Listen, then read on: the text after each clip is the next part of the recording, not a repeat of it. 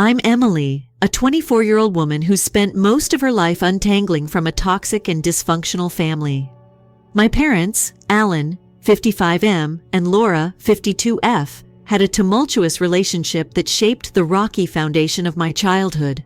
Alan was the epitome of a self-made man, graduating with top honors from one of the most prestigious universities. He met Laura, a strikingly beautiful waitress, at an upscale cafe during his final year of college.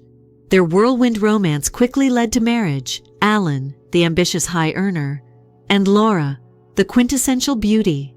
On the outside, they looked like a dream couple, but inside, their marriage was a disaster. Alan's worldview was rigid and outdated. To him, a woman's worth was defined by her beauty, her ability to run a household, and most importantly, her capacity to bear children.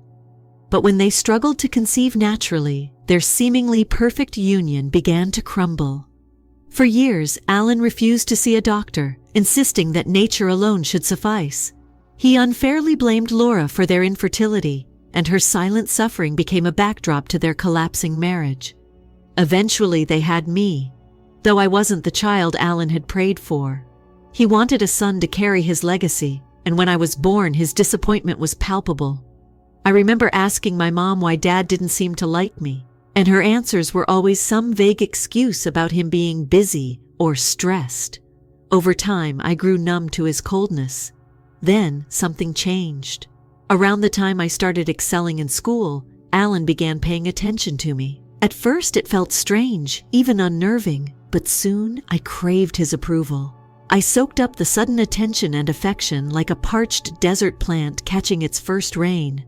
It took years to realize that his shift wasn't about loving me as his daughter. Alan saw potential in me, a bright, gifted child who could fulfill the dreams he'd crafted for himself. I was the stand-in for the son he never had.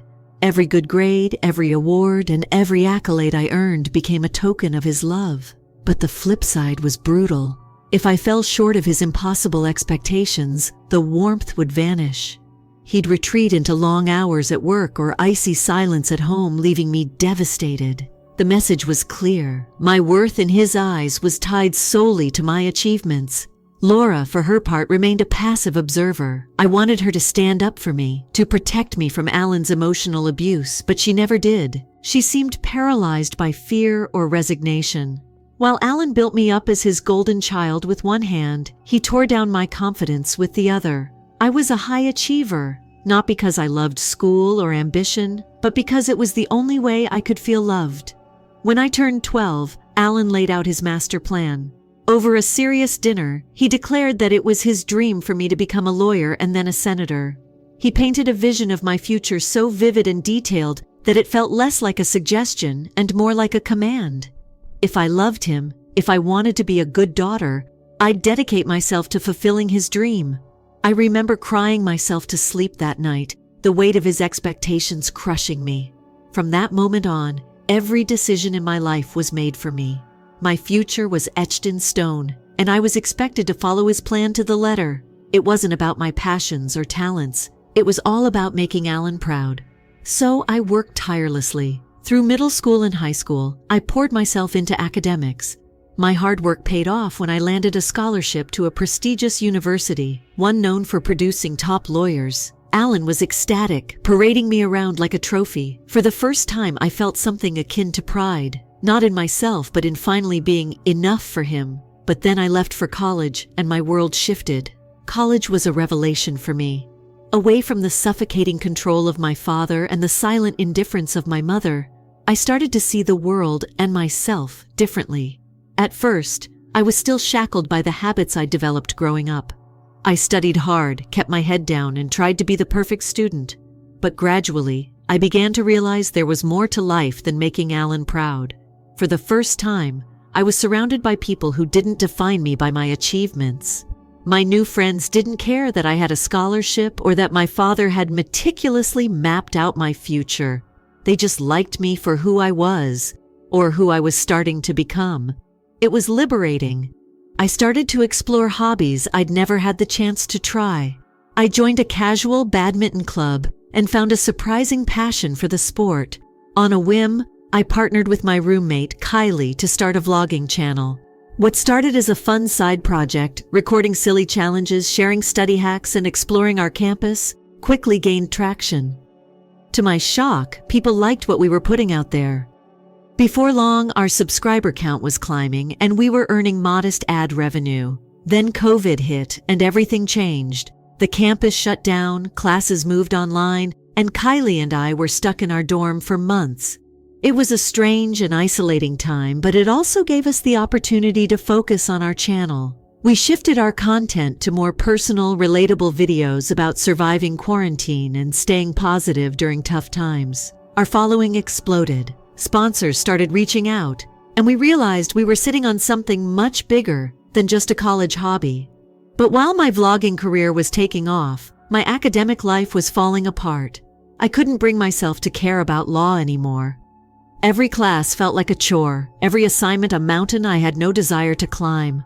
I failed a few papers, and instead of feeling panicked, I felt free. For the first time, I allowed myself to admit that I didn't want to be a lawyer. Dropping out wasn't a calculated decision. It wasn't something I weighed carefully or planned out in detail. It was an impulsive leap, driven by the overwhelming realization that I was living a life I didn't choose. I didn't even tell my parents at first. Kylie and I decided to move into a small apartment near campus and focus full-time on our channel. With the income we were starting to generate, it seemed doable. I wanted a fresh start, and dropping out felt like the only way to get it. When I finally did tell my parents, all hell broke loose. Alan exploded. I'll never forget that phone call, his voice dripping with rage, calling me every name under the sun. He accused me of being lazy, selfish, and ungrateful. He said I was a failure, an embarrassment to the family. Then, as if it were somehow her fault, he turned on my mom, blaming her for raising a useless child. It was a side of him I'd seen before, but this time, I wasn't a helpless kid trying to win his approval. I was done. That phone call marked the official end of my relationship with Alan. He made it clear he wanted nothing to do with me, and for the first time I realized I was okay with that. I wasn't the scared little girl who needed his validation anymore. It hurt, of course, but it was also freeing. He disowned me, and I let him. The first year after dropping out was rough. The world was still grappling with the pandemic, and Kylie and I were figuring things out as we went. We had no steady income, no safety net, and no idea if our channel would be enough to sustain us. But we kept at it. Slowly, things started to turn around. Our following grew. Our brand partnerships became more lucrative, and we found our niche in the travel content space. By the time restrictions lifted, we were thriving. I was finally living the life I wanted, free from Alan's expectations. But the scars from my childhood didn't disappear overnight. I still wrestled with feelings of inadequacy, with the nagging voice in my head telling me I wasn't good enough. Kylie was my rock during those times, always reminding me that I was more than the sum of my accomplishments. And then, 2 years ago, I met Ben, the man who would change my life forever. I met Ben on a work trip to South Africa. He was there for a project with his company, and we ran into each other while I was filming a vlog at a local market.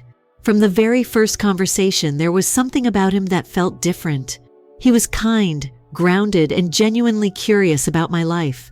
We exchanged numbers, and what started as casual texts quickly turned into late-night phone calls and video chats. Before I knew it, I was falling for him. Ben and I tried long distance for a while, and despite the challenges, our connection only grew stronger. He visited me in the States a few months later, and by the time his project ended, he decided to relocate here. I couldn't believe someone like him, so stable, so supportive, wanted to build a life with me. He knew everything about my complicated relationship with my parents, and rather than being put off, he became my greatest source of strength. For the first time, I experienced what unconditional love felt like. Ben loved me for who I was, not for what I achieved or how I measured up to some impossible standard. He respected my career and even became one of my biggest fans, helping me brainstorm ideas and cheering me on when I hit milestones. Unlike Alan, who had always made me feel like I wasn't enough, Ben reminded me every day that I was more than enough just as I was. When Ben proposed, it was perfect, simple, heartfelt, and so us. We were hiking in the mountains, one of our favorite pastimes, when he got down on one knee. There were no grand gestures or elaborate speeches, just a man telling me he wanted to spend the rest of his life with me. Of course, I said yes. We announced our engagement on social media, and as expected, the post went viral. Our followers loved the news, and the outpouring of support was overwhelming. I tagged Ben in the post, which gave my parents, who had long been blocked from my accounts, a window into my life. I didn't think much of it at first. After all, Alan had disowned me years ago, and Laura hadn't made any effort to stay in touch. But then the messages started coming. At first, it was just emails, long, rambling notes from Alan, full of flowery apologies and thinly veiled attempts to guilt me into reconnecting. Then came the texts and social media DMs, all variations of the same desperate plea: let's bury the past and move forward as a family. It was almost laughable. For years, he had no interest in me, and now he was begging to be a part of my life again. I knew exactly why. It wasn't about love or remorse, it was about appearances. Alan had likely seen the post and realized Ben wasn't just some random guy. He was a successful professional with a stable career. To someone like Alan, who cared more about status and reputation than anything else, this was the ultimate jackpot. His daughter, Failure, was now marrying a respectable man. Suddenly, I was valuable to him again, not as a person, but as a reflection of his own image. The thought of letting Alan back into my life made my skin crawl. But there was a part of me, a petty, vengeful part, that saw an opportunity for payback. For years, he had dictated my life, belittled my worth, and torn me down. Now he wanted to bask in the glow of my success. I wasn't going to make it easy for him. Ben, ever the voice of reason, told me he'd support whatever decision I made. Do what feels right for you, he said, but don't let them drag you back into their toxicity. He was right, of course. I didn't want Alan or Laura anywhere near my wedding, but I also knew that excluding them completely would give them ammunition to play the victim, painting me as the ungrateful daughter who shut them out. So I invited them, but on my terms. They could attend, but they wouldn't have any special roles. Alan wasn't going to walk me down the aisle, and Laura wasn't going to help with the planning. They were guests, nothing more. When I told Alan this, he was furious. He had assumed he'd be front and center, the proud father of the bride. You should be grateful I'm even inviting you, I told him. That shut him up for the moment. Here's part 4 of the rewritten story. The wedding day was everything I had ever dreamed of. It was small and intimate, held at a beautiful venue in the countryside. Every detail reflected Ben and me as a couple, from the personal vows we exchanged to the playlist of our favorite songs playing softly in the background. For the first time in my life, I felt completely at peace, surrounded by people who loved and supported me unconditionally. Alan and Laura showed up, of course, but they were very much in the background. I made it clear to the wedding planner and my friends that they were just guests and not to be given any special treatment. Alan tried to make a scene during the reception by standing up to give an impromptu toast. Before he could get a single word out, Kylie, always my fierce protector, intervened and told him to sit back down. The look on his face was priceless, but I didn't let it ruin my night. This was my day, and I wasn't going to let him take that from me. Laura, on the other hand, tried to corner me after the ceremony to offer some unsolicited marriage advice. Her words were a strange mix of condescension and guilt, and I could tell she was trying to appeal to me as a mother, but I wasn't having it. I told her that she had no business giving advice on marriage when she had spent her entire life being subservient to Alan, never once standing up for herself or me. She left with tears in her eyes, but I didn't feel sorry for her. For years I had cried myself to sleep, begging for her support, and she had stood by silently, doing nothing. Despite their presence, the wedding was perfect. It was a celebration of love, not just between Ben and me, but also the love I had rediscovered for myself. I finally felt free. Free from Alan's expectations, free from Laura's passivity, free from the suffocating weight of my past. But my story didn't end there. In the months leading up to the wedding, I had been sharing the planning process on my vlogging channel. Naturally, the wedding video was the grand finale. It was more than just a recap of the ceremony. It was an opportunity for me to tell my story in my own words.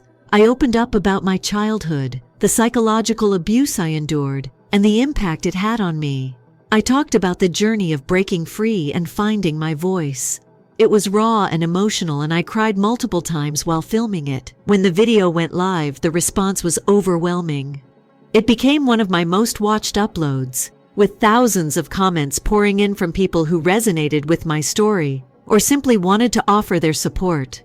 For the first time, I felt seen and validated in a way I never had growing up. Alan and Laura couldn't control the narrative anymore. I had taken that power back. Of course, Alan didn't take it well. He saw the video, and within hours I started receiving frantic calls and messages. He begged me to take it down, claiming it was defamatory and ruining his reputation. When I didn't respond, he escalated. He got his friends to flood my channel with comments about how ungrateful children were and how parents always acted out of love. The tone was so transparent, full of that classic boomer indignation, that it was obvious who was behind it. I ignored them all. The video had already served its purpose. It had given me closure and opened the eyes of those who needed to see the truth. After a few days, I deleted it, not because of the backlash, but because I knew it had done its job. I posted a simple message to my followers explaining that I had chosen to remove the video due to the negativity it was attracting. In reality, I didn't care about the negativity. It was Alan and Laura's reputations that had taken the real hit, and that was all I needed. For once, I felt like I had the upper hand. Alan had spent years tearing me down, controlling my every move and dictating my worth. Now the world saw him for who he truly was, a cruel, manipulative man who valued his image above his family. It was cathartic in a way I can't even begin to describe. I had finally found my voice, and I wasn't afraid to use it. After the wedding, I thought I was done with Alan and Laura. I had told my story, reclaimed my narrative, and finally started to feel at peace. But Alan wasn't ready to let things go. He managed to get in touch with Ben, hoping to use him as a mediator.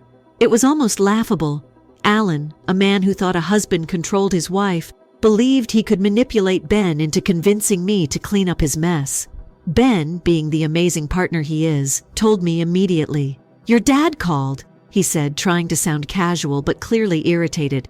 "He wants me to talk to you about damage control." We both knew what that meant. Alan wanted me to release an apology video, claiming I had exaggerated for attention and that he was a supportive father. Essentially, he wanted me to sacrifice my career and credibility to save his reputation. I was furious, not just at Alan's audacity, but at the fact that he thought Ben would even entertain such an idea. Ben, calm as ever, told Alan he'd think about it, and then blocked his number. "You don't need this stress," he said, holding me close. "They've already taken too much from you. Let this be the end of it, . And it was for a while. But then Laura resurfaced. She called me from a new number, pleading for just 5 minutes of my time. I almost hung up, but there was something in her voice, a desperation I hadn't heard before. Against my better judgment, I let her speak. She apologized for everything. For not standing up to Alan, for failing me as a mother, for watching silently as I endured years of psychological abuse. She admitted she had been scared, financially dependent, and too weak to protect me.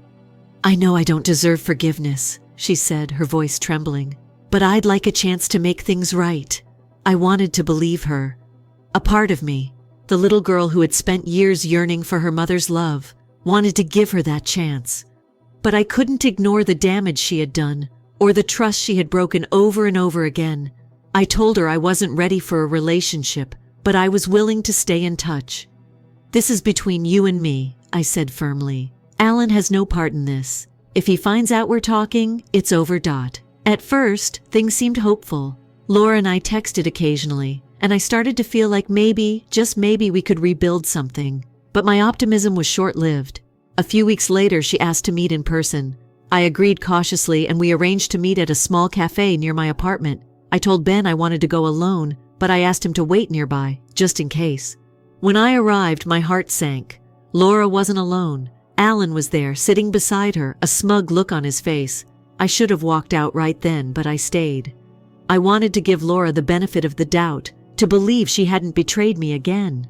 But the moment Alan opened his mouth, I knew. This wasn't about reconciliation. It was about control.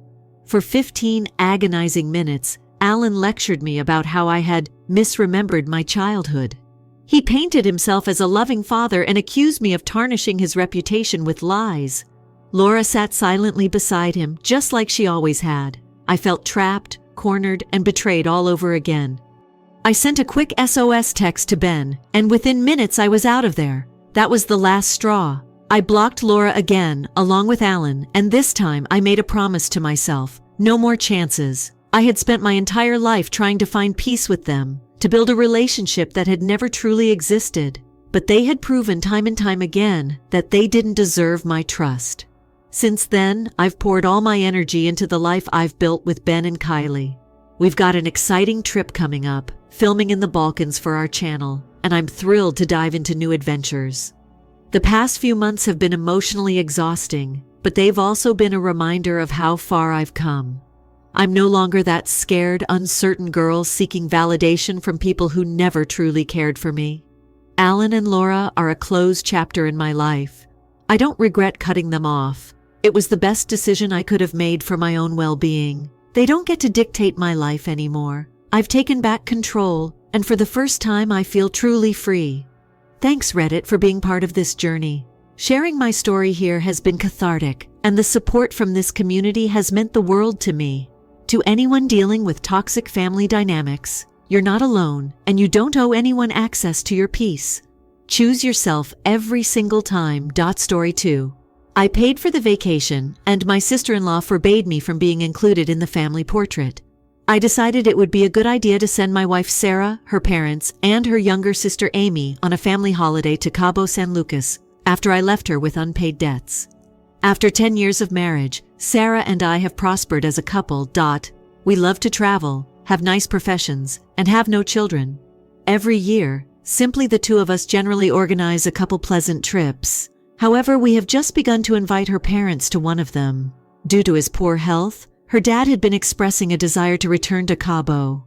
It seems that they went on their honeymoon there around 40 years ago. In any case, I didn't mind paying for the vacation, even though he volunteered to help out. I reasoned that because Sarah and I would already be paying for ourselves, it wouldn't harm to add 2 more. And I've always had good treatment from her folks. It's my way of giving back, in a sense. Do you know, the journey appeared to be going perfectly. Then Amy arrived. Amy is in the early 30s. Being a single mother of 3 children, she most certainly lacks the funds necessary for such a trip. She would always give us this sad expression after we returned from one, as if she couldn't do something similar. Amy then came out and asked if she could go this time when Sarah brought it up to her. After giving it some thought, I responded, okay. I thought it would be good to help her as well, and perhaps it would help her feel involved. Arranged for her flight, booked the rooms, took care of everything. I was already paying for 4 of them. What is 1 more then? Correct. When we arrive, things begin to take a turn for the worst. We get to this beach resort on the first day, a lovely location, directly on the water. I had the notion to snap a family portrait as we're all getting settled. I kind of like it. To remember the beginning of any journey, always take a picture of your arrival. Thus, I'm gathering everyone. Amy says, "Oh, could you take the picture for us?" while I'm preparing the shoot. All we want is a 4-person one. I thought, wait, what? At first, I thought I might have misheard, but she was being quite serious. She desired to be alone with Sarah, her parents, and herself. I mean, I thought she would want a couple pictures of them alone. The original family stuff, you know. However, I didn't want to cause a scene or anything, so I simply took the photo and brushed it off when you asked me that straight away and in that tone. Assumed that would be an isolated incident. Yes. As it happens, I was mistaken. Amy seemed to make sure I was on the opposite side of the camera whenever she had the chance. She would say, "Oh, let's get a family picture," when we were doing something interesting or enjoying a view of the beach. And guess who held the camera each and every time? Mr. It wasn't subtle at all. She would say things like, "This is just for family," or "Just us 4 for this one." This should presumably include me, if I'm not incorrect. Sarah and I have been wed for 10 years, but Sarah would make an effort to involve me. "Why don't we all take one together?" she would say. Additionally, her parents would interject and attempt to include me in the picture. However, Amy persisted. No, let's just do one without him first," she would say. And they would be prepared to proceed after completing the first picture. Or she would find a way to completely ignore me. I wasn't there only to take pictures. However, you become aware when you are absent from every recollection. Amy was also sharing content on social media. She was posting pictures that appeared to show her visiting Cabo with her family each time I checked. In the backdrop, I was simply a person holding the camera. You would definitely assume I wasn't even there if you scrolled through her photos. Being the invisible person on your own vacation, especially one you paid for, is a strange experience. I didn't want to come across as petty, but it began to bother me after the 10th time. After that, we went to supper. We proceeded to a quite lovely restaurant that I had reserved in advance, one of those spots where you can see the sunset. Finally, I decided that today would be a time to unwind. We're sitting down, and I'm thinking that Sarah and I will sit across from her parents. However, not at all. Sarah and Amy fit neatly in beside one another, leaving me with a service station on one side and her parents on the other. Not even the view was visible to me. Amy continued to stare at old family stories as I attempted to participate in the conversation, things that were not about me. She would talk endlessly about her early travels, things from before Sarah and I were ever acquainted. Sarah and her parents would make an effort to explain things to me and include me. It felt forced, though. By the conclusion of supper, Amy would constantly shifting the subject as if I were an outsider. As they all chuckled over stories, I was essentially sitting there in quiet.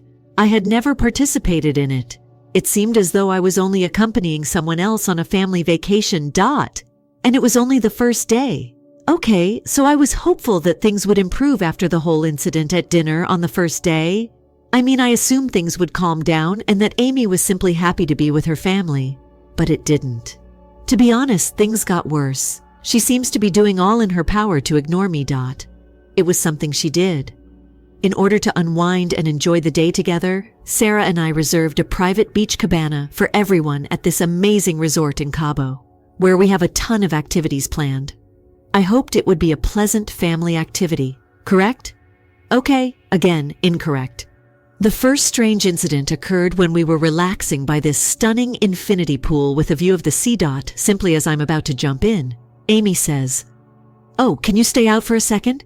I'd been looking forward to simply floating around and relaxing for a while. We would want to take a photo of just girls, Mom, Sarah, and I alone. Okay, all right, whatever, I'm thinking. There is only one image. She won't even let me participate once they take that one. Though she essentially leads them from one picture opportunity to the next. All the while, I stood there observing them as if I were an outsider who happened to walk into their family portrait. They're posing and smiling as if I'm not there, and I'm just hanging about carrying their things. At least Sarah made an effort to engage me, while Amy was always making excuses. "Oh, let's just do one more without him for memories," she would say. "Alternatively, this is only for the gals." And she would give me this look as if she knew precisely what she was doing each time she got away with it. As the one who handled the camera and paid the bill, I began to feel like a prop. When I returned from my decision to go get a short drink at the bar later that afternoon, I saw that everyone else had taken this group selfie without me. They had already taken a picture and uploaded it before I had been gone for more than 5 minutes. It was similar to all of the memories she was gathering while traveling. She made a special effort to ensure that I wasn't involved. I stopped following her on social media by the time we had dinner that evening because, to be honest, I found it aggravating that she kept deleting me from everything. Right now, I was hoping that we would really get to eat supper together. Earlier, Sarah and I even made a joke about how we would make sure to sit together this time, no matter what. Naturally, though. Amy makes a rapid move when we get at the table, sliding into the seat next to Sarah. She then demands that her parents take the chairs across so that everyone can enjoy the view. Can you guess where I ended up? Yes, squeezed between her parents and the kitchen door. I was at the edge with my back to the view. It difficult to describe, but it seemed like every time I attempted to interrupt, Amy would somehow bring up a topic from their past, such as a strange anecdote from Sarah's high school years or a family outing to the lake, things that clearly didn't involve me. Additionally, Amy would ram through any attempts by Sarah or her parents to involve me or provide context, changing the topic of conversation. By dessert, all I was doing was sitting there eating in silence while others spoke and laughed all around me. Things only got worse the next day. To do some sightseeing, we made the decision to reserve a boat cruise. It felt quite claustrophobic because it was a small boat with only 5 seats. I proposed that perhaps we could divide up, with Amy sitting alone while Sarah's parents sat together. Naturally, though, Amy had another idea. "Oh, it will be more balanced if you sit on the other row," she says. While she got to sit with Sarah and their parents, Translation sat by herself. And so there I was, once again cut off from them. And to further improve the situation, they purchased one of the souvenir shots that the tour leader was taking for all of the passengers. Additionally, I can be seen sitting off to the side of the picture as the family gathers as a joyful small group. I had the impression that I was simply accompanying someone else's family. Come on, I tried to ignore it and not let it affect me. I was beginning to feel less like Sarah's spouse and more like a stranger by the time we returned to the hotel. And to be honest, I didn't understand Amy's behavior. Why would she invite me to join her on this trip that I had organized and paid for if she didn't want me there? Then there was another incident during supper. We visited a well-known seafood restaurant in Cabo, the kind where bookings must be made weeks in advance. I had done that. I had reserved the nicest table, complete with a view of the sunset. However, Amy almost dashes to get the finest seat when we arrive, leaving me on the edge once more. I attempted to say something about it since I'd had enough this time. Amy exits, but Sarah even supported me by claiming she wanted to sit with me. Quit being so needy. Our family is here for a vacation. The nerve? I felt like the guy who stepped in to take the photos and pay the bill by the end of that meal. Not much more. Sarah was obviously frustrated as well. However, she insisted that perhaps Amy was merely seeking family recollections. I wasn't sure how much more I could handle at this point. Okay, I was barely hanging on by the 3rd day. Every single thing Amy did, I'm telling you, seemed to be done with the express purpose of making me feel alienated during this trip. Sarah was still engrossed in that when I tried to discuss it with her. Perhaps Amy is just trying to create memories with her family. I understand, but I can only take so much. Particularly when it seemed like Amy was making a special effort to exclude me from everything. Next, we arrive at the spa day that we had scheduled. Now, I had spent months organizing this entire situation. I had a private suite with Sarah. Even though her parents had theirs, I had reserved a room for Amy alone. Sincerely, I reasoned that everyone could benefit from some downtime. Surprise, surprise, Amy had other ideas, thus we are all prepared to leave.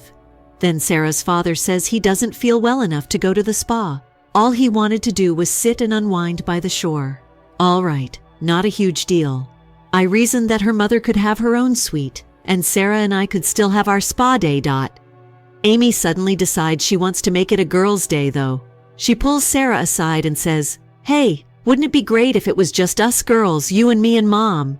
And then she actually has the nerve to look at me and go, "You could stay back and keep Dad company. He'd probably enjoy it." At this point, I was just staring at her thinking, is this woman serious?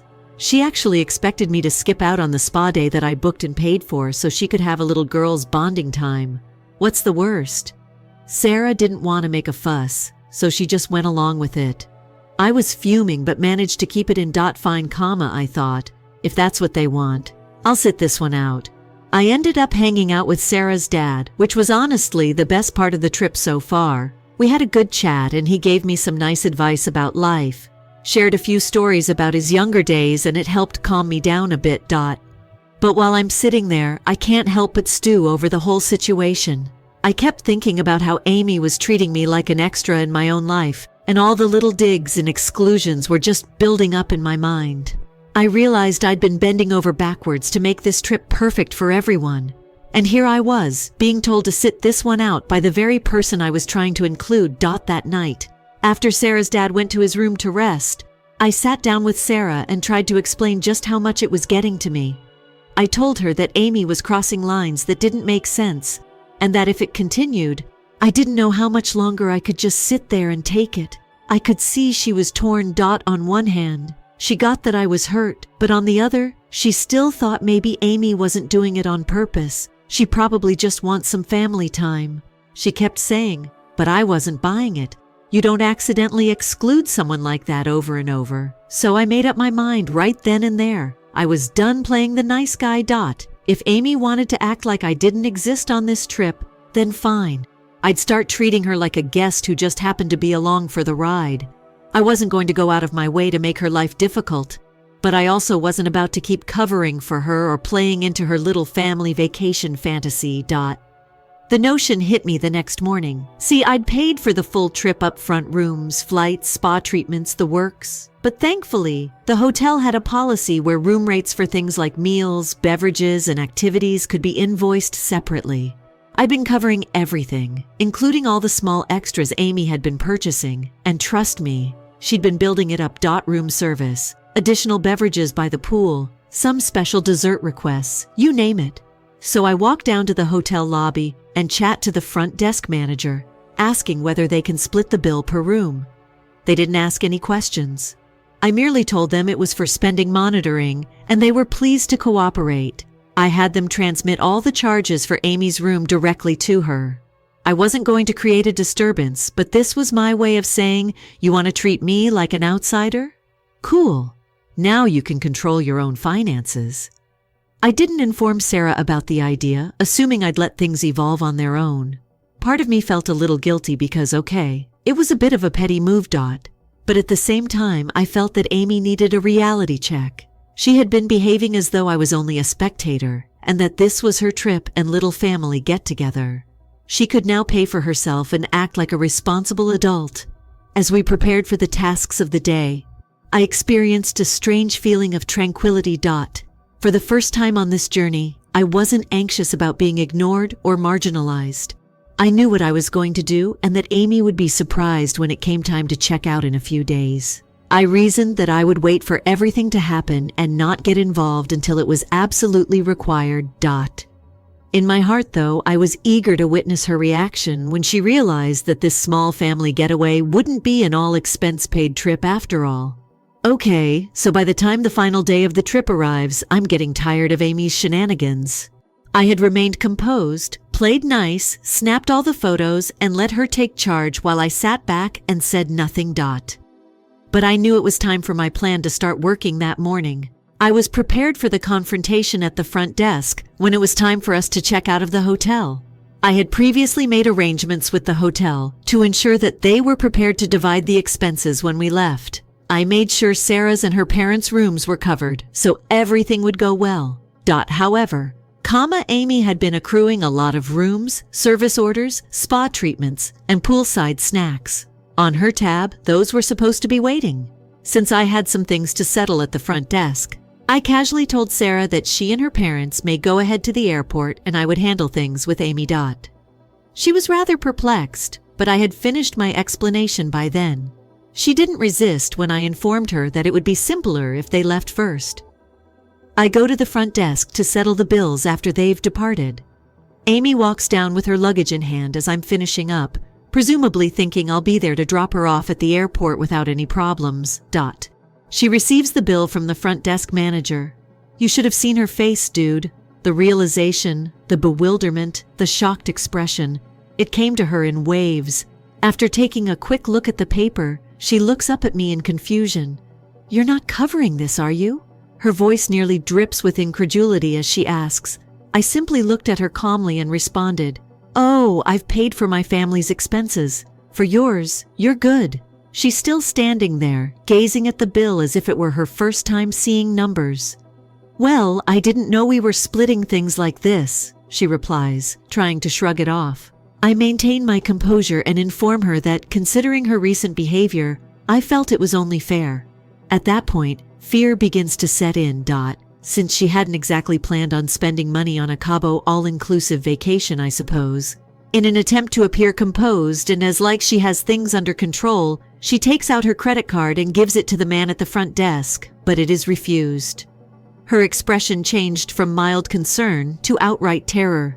She begins frantically trying to think of what to do, checking her phone and talking about her bank, perhaps hoping it's a mistake. I'm waiting for the entire situation to unfold while standing off to the side and idly checking my watch. Her eyes are now virtually pleading with me in the hopes that I will intervene and save her. To be honest though, I didn't feel guilty at all. I had been treated like an outsider on this trip, and now she was having to cope with the fallout. It wasn't as if I had suddenly flung this bill at her. She hadn't given any of this any thought before placing her orders. And now it was her responsibility if she was unable to pay her own bills. Even from a few feet away, you could hear the annoyance on the other line when she finally phones her husband. The idea of sending money to save her didn't excite him. And I can't hold the man responsible. It was a large bill.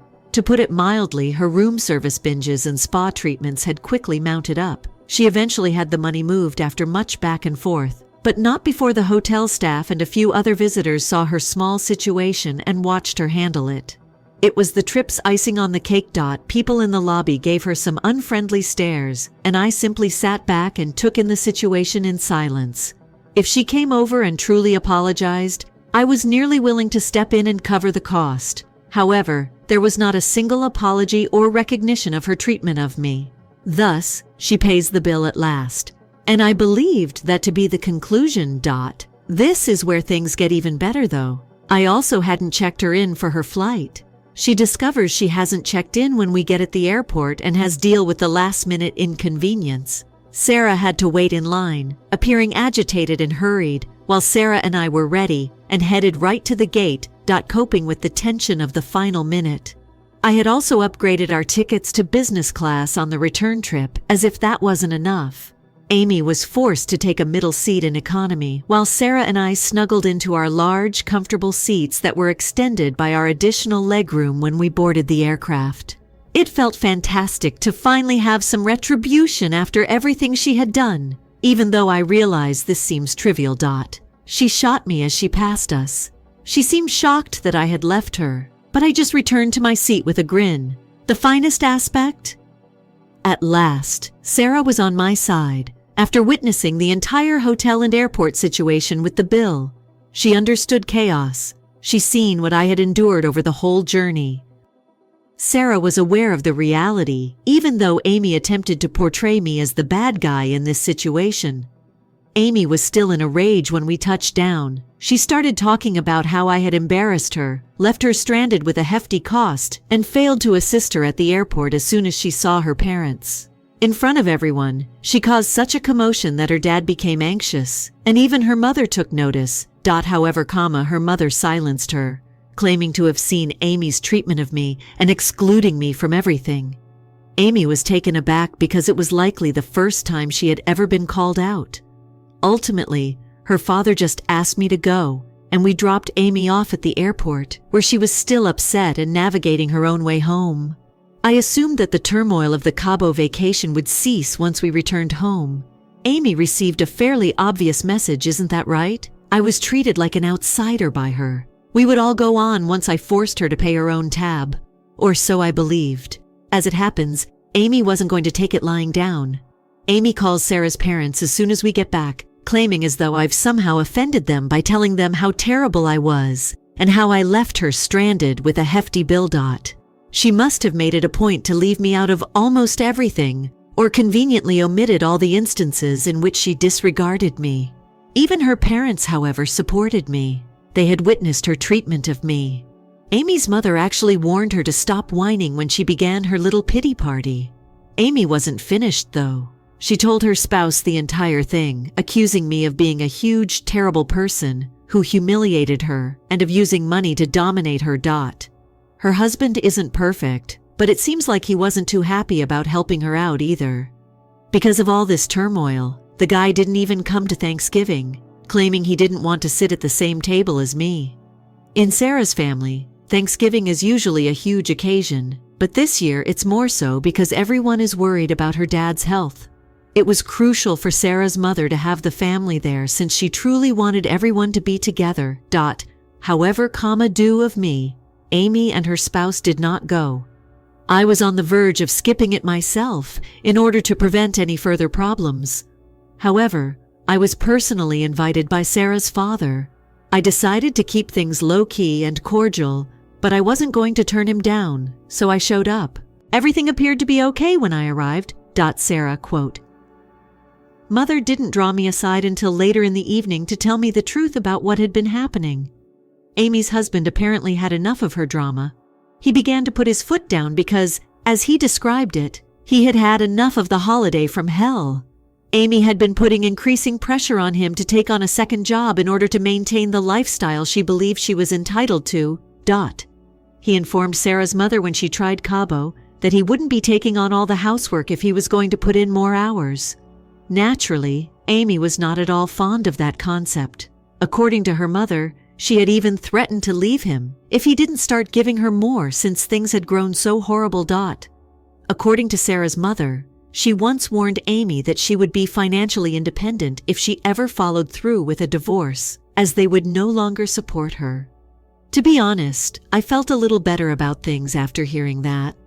I had finally had enough of her entitled demeanor, and it seemed like I wasn't the only one. The actual Thanksgiving meal was flawless, mostly due to the absence of Amy and her spouse. Sarah and I finally got some serenity without all the commotion on the sidelines, and her parents appeared at ease. Her father even made a moment to express his gratitude to me for all of my assistance during the trip. The entire turmoil was nearly worth it for that little moment. Sarah quotes mom. And I sat down with Sarah after supper, after her dad had gone to bed, and the topic of Cabo came up again. In retrospect, Sarah acknowledged that perhaps allowing Amy to accompany her wasn't the greatest course of action, particularly considering the outcome. Sarah's mother comforted her by explaining that she had no clue Amy would act in such a manner, but I could see she felt a bit bad for not intervening sooner.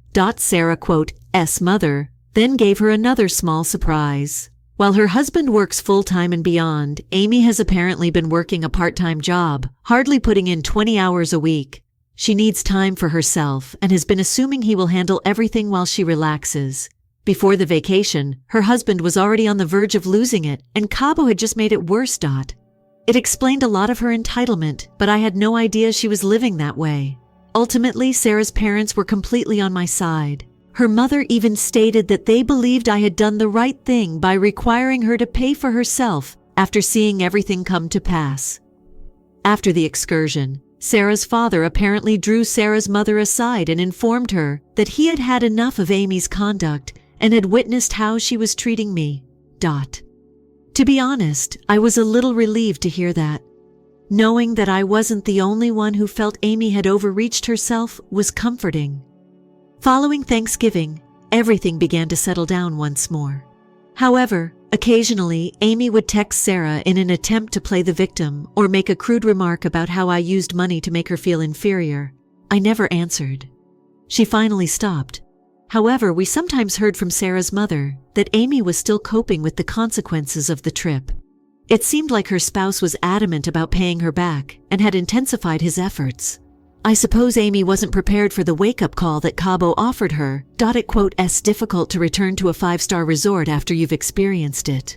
Sarah's mother even joked with me afterwards. And for Amy, it appeared to be the case.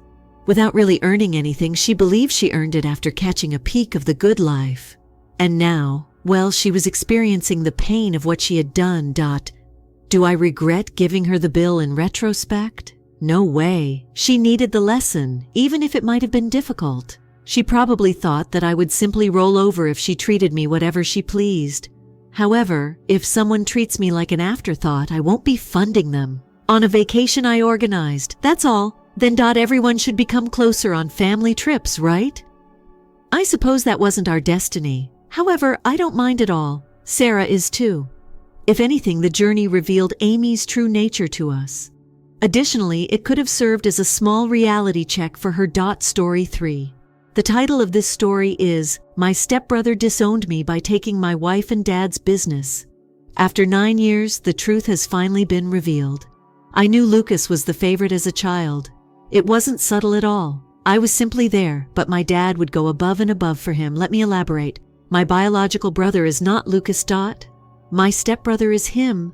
My dad remarried a few years after my mom died when I was 7 years old. When I was 10 years old, Lucas entered my life, and he seemed to be impervious to wrongdoing from the very beginning. Everyone appeared to be captivated by Lucas's charisma, yet he was a year older than me. Despite the fact that he never completed his assignments, his teachers liked him. Even though he was being a complete hassle, his neighbors thought he was a nice kid. And my father, I won't even begin. When Lucas made a mistake, his father would give him a pat on the back and assure him that he would get it the next time. In the meantime, I would receive the entire amount if I made even a small error. Your speech disappointed me. I heard that speech a lot, I assure you. For instance, consider school. Lucas received a good C in school. If we're being honest, perhaps a D. But my dad would pretend that he had just cured cancer if he got by with a B. He would organize a little party for Lucas. Talk about the benefits of hard effort and all that bullshit. Me? Most of the time when I received A's, all I would hear was, why wasn't it an A+? After all, with the bar so unevenly set, what's the point of trying? And it wasn't just grades. The partiality permeated all aspect of our existence. Dad got Lucas a used car after he graduated from high school. And a good one. This beater isn't one of those that hardly run. All of Dad's pals attended the party. Cake, speeches, everything. A year later, I received a handshake and $100 in an envelope upon graduating. No car, no party. Congratulations, child. I made an effort not to be bothered by it, but how could I? Sometimes I thought I was invisible. Like in my father's eyes, I would never be as good as Lucas, no matter what I did. It was made worse by the fact that Lucas wasn't even mean to me. Although we were not close, we also did not despise one another. On occasion, he would assist me with things like mending my bike or giving me dating advice, but it always seemed like he was doing it out of sympathy. And, it wasn't the kind of brotherly bond you see in movies. That was it. I had my life, and he had his. Lucas has the quality of being smooth. He knows how to talk to people, how to get them on his side. He wasn't the smartest guy in the room, but he didn't need to be. He had charisma, and that went a long way. My dad always talked about how Lucas had natural leadership qualities, whatever that meant. Meanwhile, I was busting my butt studying, trying to make something of myself, and it felt like none of it mattered. By the time I was old enough to move out, I couldn't pack my bags fast enough. I went to college out of state, partly because I wanted a good education, but mostly because I needed space from Dad, from Lucas, from all of it. For the first time in my life, I felt like I could breathe. No one comparing me to Lucas. No one looking over my shoulder. It was liberating. While I was off building my life, Lucas stayed behind and slid right into the family business. My dad owns a small manufacturing company, and Lucas got handed a management position straight out of high school. He didn't even have to try. Meanwhile, I was juggling part-time jobs in classes, barely scraping by to afford tuition. It wasn't jealousy exactly. Okay, maybe a little, but it was mostly frustration. Like, why did everything come so easy for him? While I had to fight for every scrap, even after I graduated and moved back to my hometown. I kept my distance from my family. I wasn't mad at them, not really, but I didn't see the point in hanging around. I see them on holidays or for the occasional birthday, but that was it. By then I'd met Emily, my girlfriend at the time, and I was more focused on building a future with her than trying to win Dad's approval.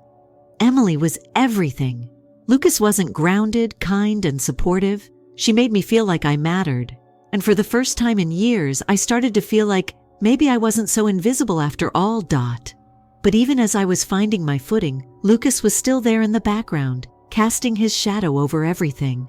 I didn't realize it at the time, but he wasn't just coasting on Dad's favoritism. He was building the basis for something far grander. And when it all came crumbling down, I'd finally realize exactly how far Lucas was ready to go to stay on top.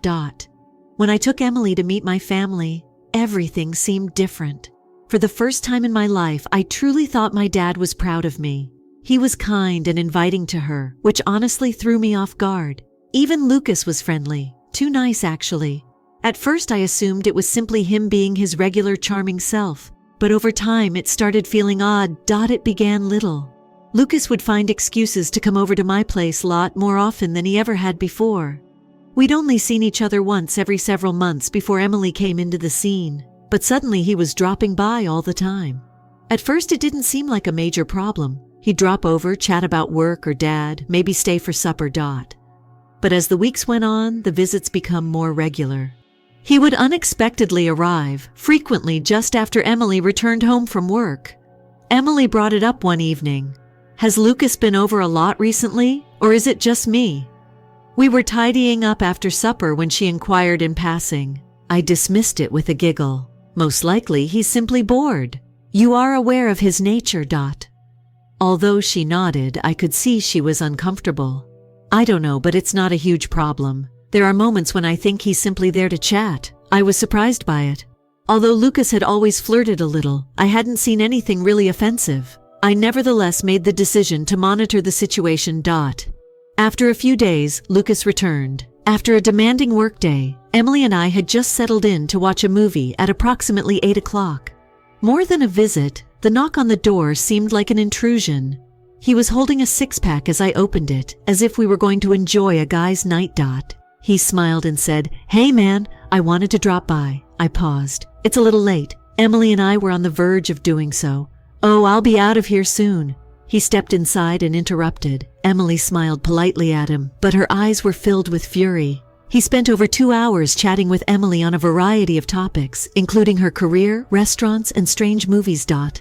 After he went, I seldom spoke. I looked across at Emily. "All right, yes, that was strange," she said softly. "I don't want to make it a thing. However, perhaps you might speak with him and establish some limits." She was correct. Lucas had no malicious intent. I didn't believe he did anyhow. But it was beginning to feel intrusive that he was always there. I gave him a call the next day. I thought it would be less awkward if we spoke on the phone. "Lucas, hello." I made an effort to keep it light. "Look, Emily and I have been so busy recently, but I really appreciate you coming around and everything. We could limit visitation to the weekends, perhaps?" The person on the other end of the line paused. "What quote-s going on here?" His tone immediately became defensive as he questioned. "There's nothing to it," I responded hastily. "Simply put, we need some room. You've been stopping by frequently, and balancing everything is becoming difficult." He gave a little chuckle. "Whoa. Okay, I suppose I will no longer annoy you." "Lucas, it's not like that. Please just trim down a little without saying goodbye."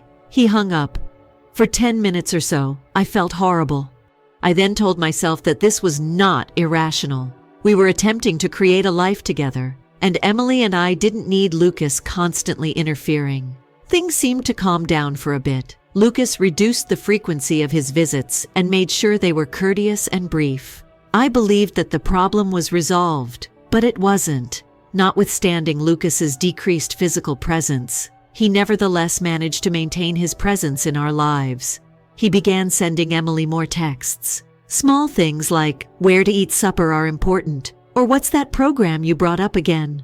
Although there was nothing improper about the texts, the regularity was unnerving, and she would always reveal them to me. One evening, I mentioned it to Emily. "Is Lucas texting you too frequently, in your opinion?" She gave a shrug. "It's never anything strange, I suppose. I think he merely considers me a buddy." "Yes, perhaps." Though I wasn't persuaded, I said. Lucas had a rationale for everything he did. However, I decided to ignore it for the time being since I didn't want to overreact and upset Emily.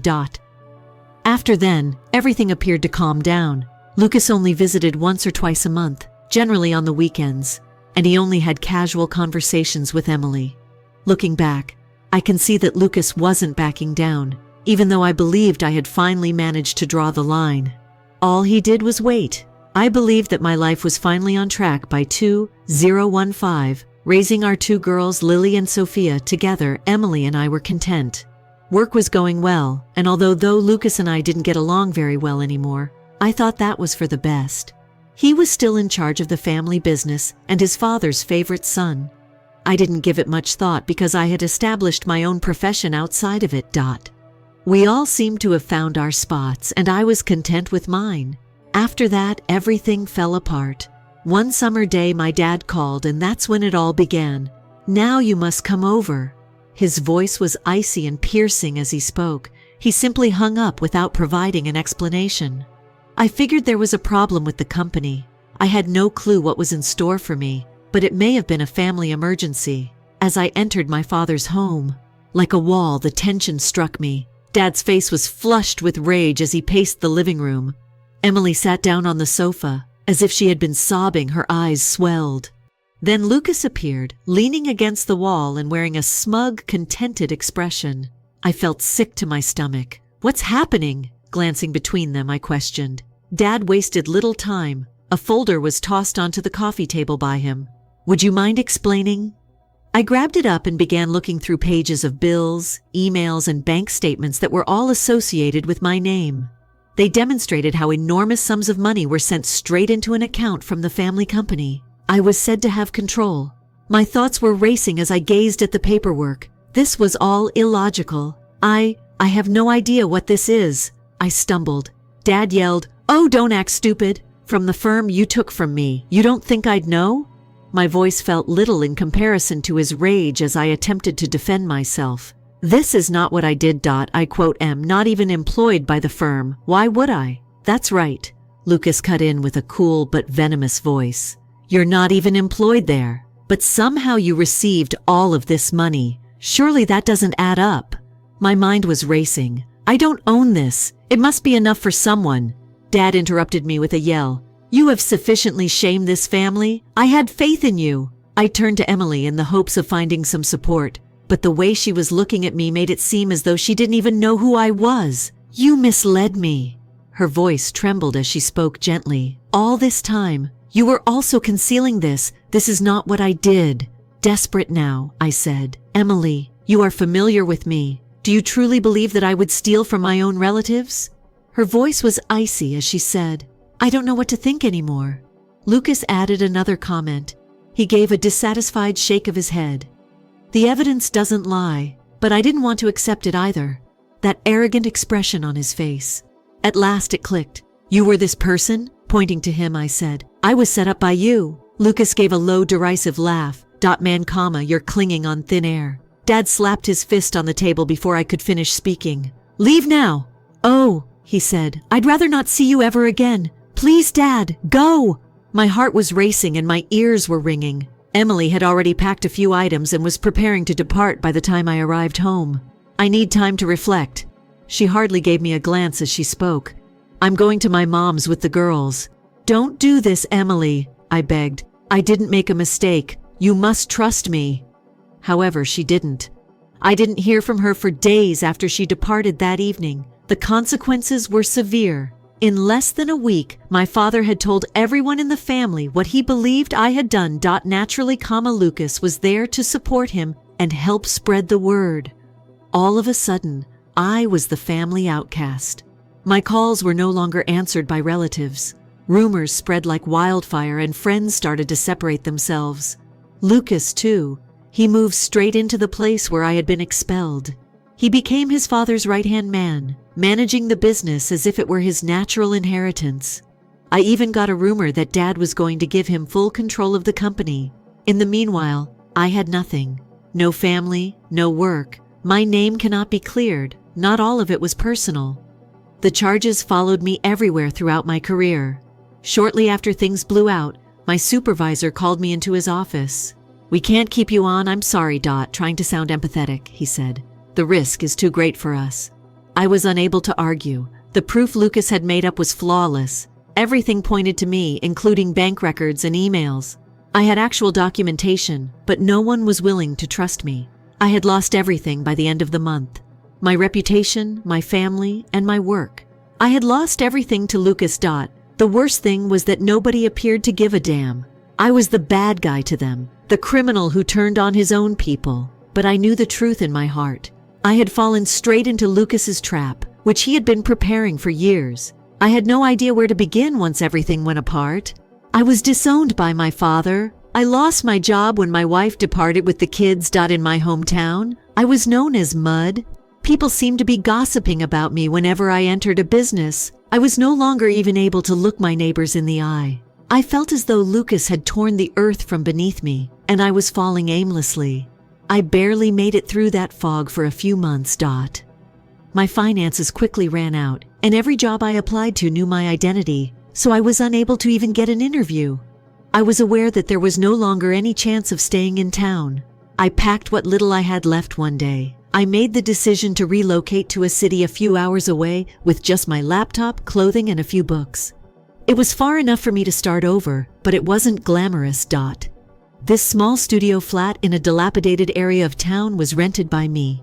The home had a little mildew odor, and the walls were so thin that I could hear my neighbors fighting every night, regardless of how much I cleaned. However, it was inexpensive and I could only afford that. In order to keep the lights on and food in the refrigerator, I took on a few odd tasks as a freelancer. I had something to do, even though it wasn't much. The loneliness was the most difficult aspect. I was sitting by myself in a dirty apartment eating instant noodles for dinner after having a family, a job, and a place in the world. The toughest times were at night. I would lie awake and mentally relive everything, wondering how I could have prevented Lucas from taking advantage of me. The most painful thought was of Emily and the girls. I would keep staring at their photos on my phone until I lost my patience. Calling Emily was out of the question. I texted her a few times to check on the kids, but she had already made it obvious. She never answered. I eventually came to the realization that I couldn't continue living that way. In order for me to live, I needed to find something to cling to. I thus began off tiny. I established a regimen that included getting up, looking for work, doing whatever gigs I could get, and going to the gym. I reasoned that I could at least attempt to feel human again if I couldn't immediately improve my life.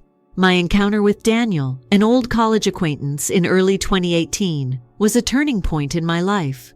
I heard my name called when I was getting a cheap cup of coffee at this little cafe. He was smiling as if he had just won the jackpot when I looked up. He pulled me into an embrace and said, "Man, it's been years."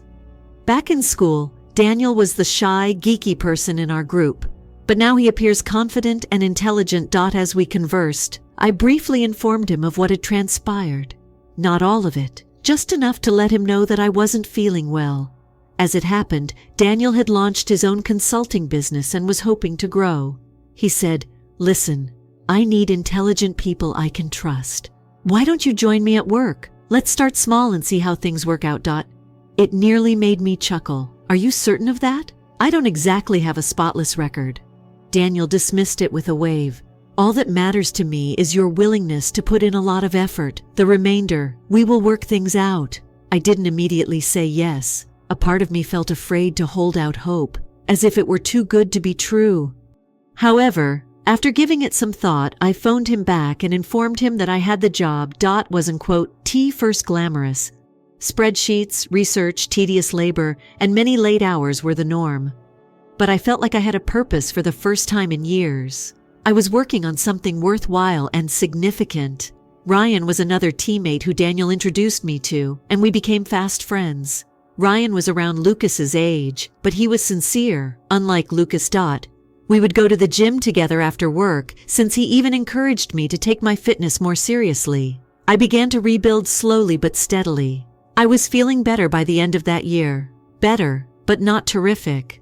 I was no longer barely making ends meet. I had a reliable source of income, a close-knit support system, and even a therapist who was assisting me in sorting out all the garbage Lucas had thrown at me. Every day I continued to think about Emily and the girls. I wanted to get in touch and tell them what had actually occurred, but I lacked the bravery. Without evidence of my innocence, what was the purpose? In addition, they appear to be thriving without me. I had heard rumors that Lucas was spending a lot of time with Emily and the children, but Emily had moved on. It was the most painful part. I felt as though he had not just murdered me. He had entered it as if it had always been his. However, I told myself that this was not the end even as I bore that burden. Yes, I had reached the bottom, but I was slowly and painstakingly making my way back up.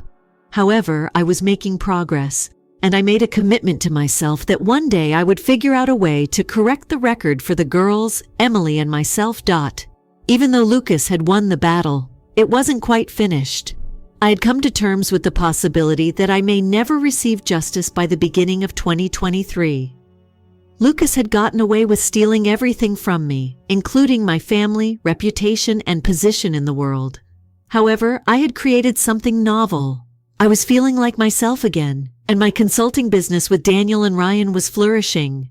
I convinced myself that it was sufficient to simply keep going forward, even if I still carried the wounds. Then the past suddenly returned with a bang. It began with a social media post from a person I hadn't given any consideration to in years.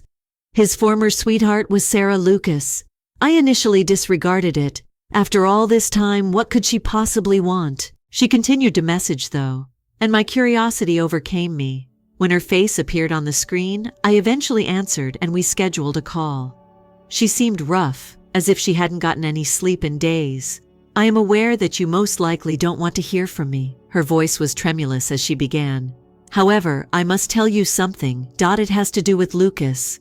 I felt sick to my stomach at the mention of his name. How about him? I asked, attempting to seem calm. Sarah inhaled deeply. When everything went down, it was back in 2015. He set you up, Lucas? Everything. The bank transactions, the emails, and the scam. He was the one. I assisted him. The words didn't really sink in at first, so I simply gazed at her. What are you? I'm so sorry. Tears filled her eyes as she said, I was persuaded to comply by him. Claimed you were deserving, that you were attempting to rob him of everything. He painted you in a negative light. The floor seemed to have fallen out from under me. I had secretly known for years that Lucas was responsible for everything. However, it was like reliving the entire horror to hear it verified. You told me this now, but why? I was able to inquire at last. Sarah fiddled with her hands and glanced down. I was no longer able to cope with it. My fiancé discovered that I was in therapy, attempting to cope with my guilt. He insisted that I make amends if I wanted to continue our relationship. I was struck by her comments like a freight train. I had carried the burden of Lucas's betrayal for years, believing that no one would ever take me seriously. Sarah was nearly giving me the proof I needed to cleanse my name immediately.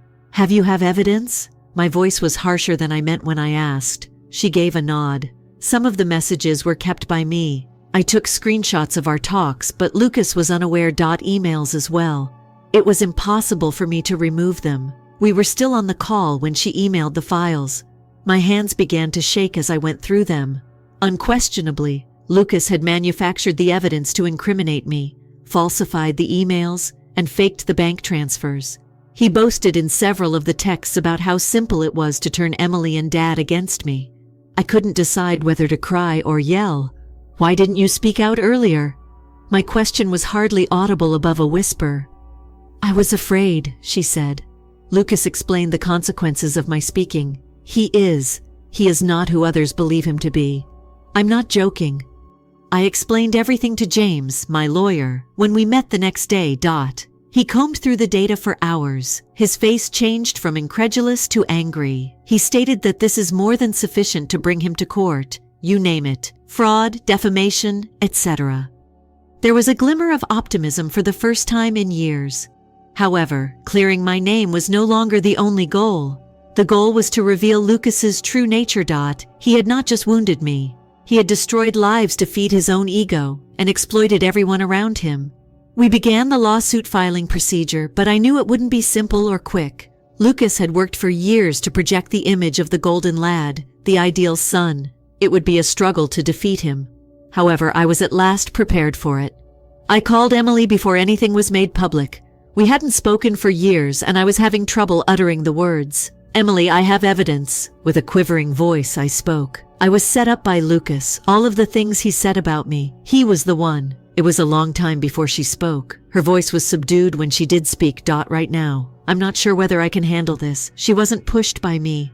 I just informed her that I would provide the papers so she could make her own decision. She phoned me back a few days later, sobbing.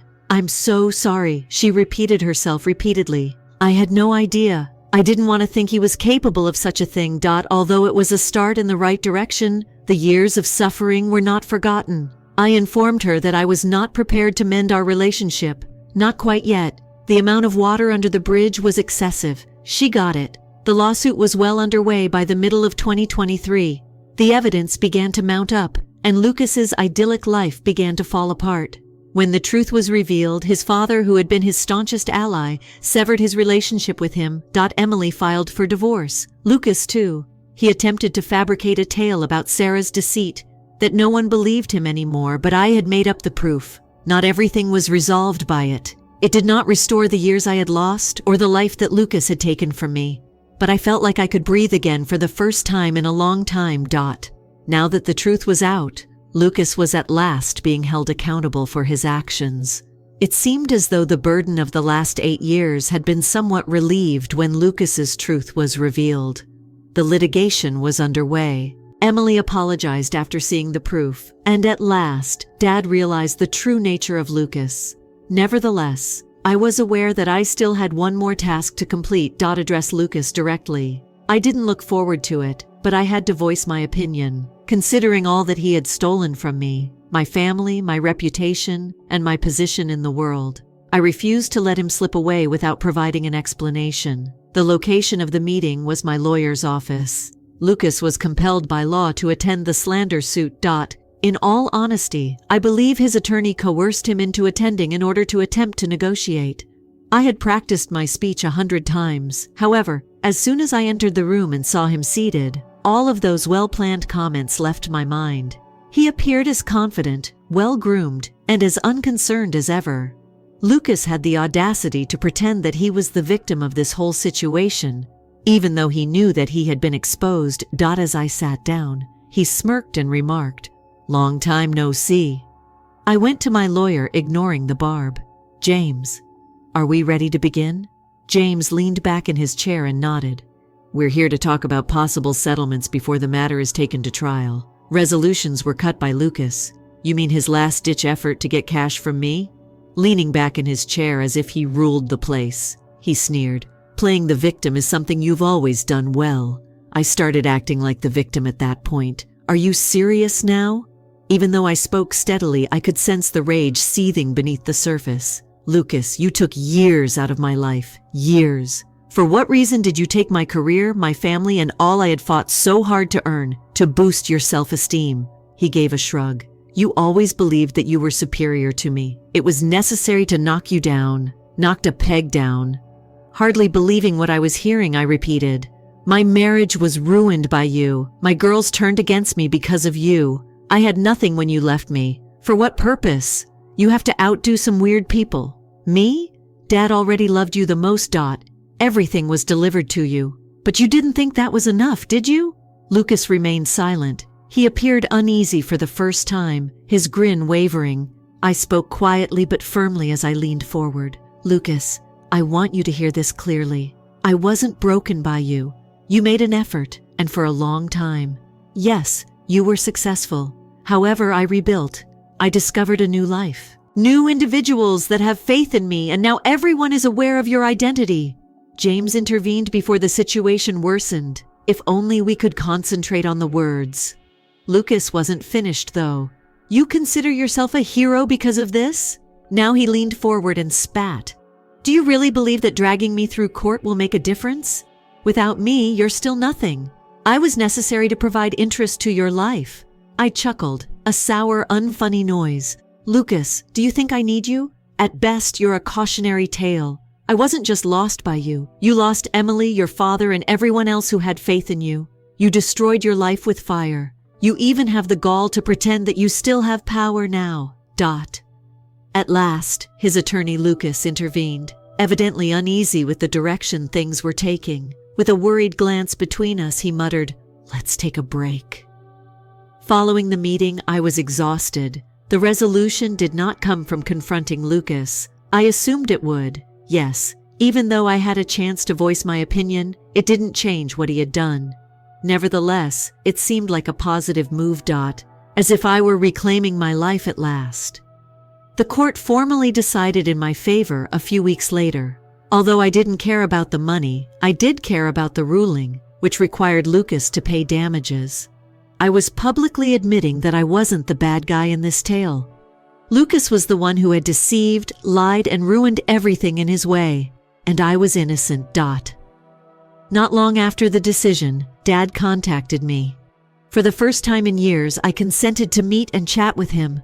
At first, the talk was uncomfortable, but then he started crying.